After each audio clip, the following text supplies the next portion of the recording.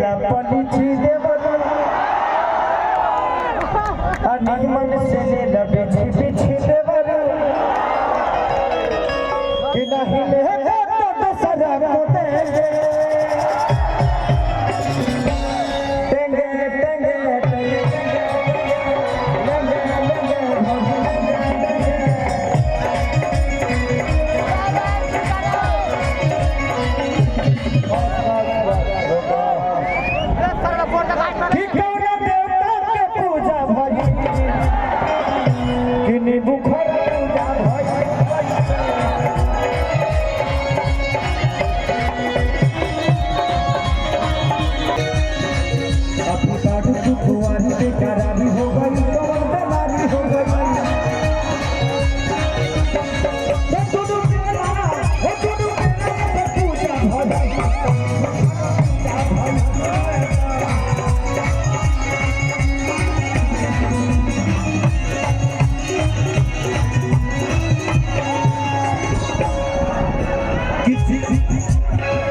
कि जीवन भाई करत रे रउआ सबसे फरिया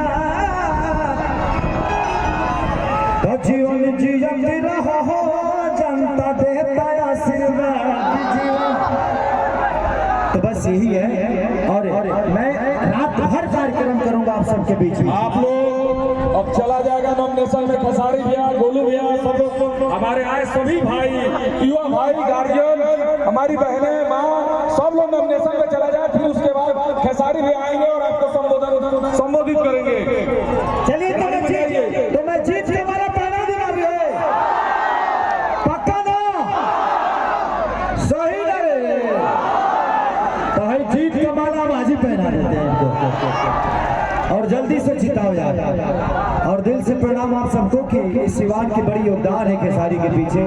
खेसारी को बहुत आशीर्वाद आप लोगों ने दिया है और बस आप सबसे कुछ भीख मांगने आया हूँ अपने भाई के लिए जो दिल का राजा है, जो आपके जरूरत पे, आपके काम में, आपके हर उस व्यवस्था में हमेशा रहने की कोशिश करते हैं। तो उनका अपना प्यार और आशीर्वाद और दुलार देकर जल्दी से दिल्ली भेजिए कि खेसरिया फिर से आप सबके बीच में आए। चला जाए नॉमिनेशन में, जीत पक्की होगी। 25 को हाथ उठाइए। आप सबका आशीर्वाद सिवान के बदलाव का आगाज है, सिवान के बदलाव का ऐलान है। चला जाए, चलो तुम हमसे नॉमिनेशन करने चलिए।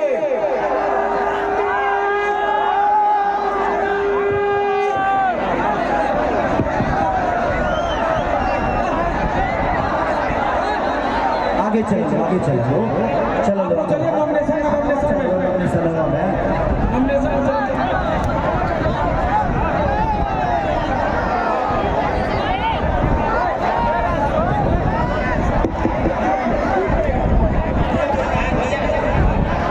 टूट जाएगा, स्टेज टूट जाएगा।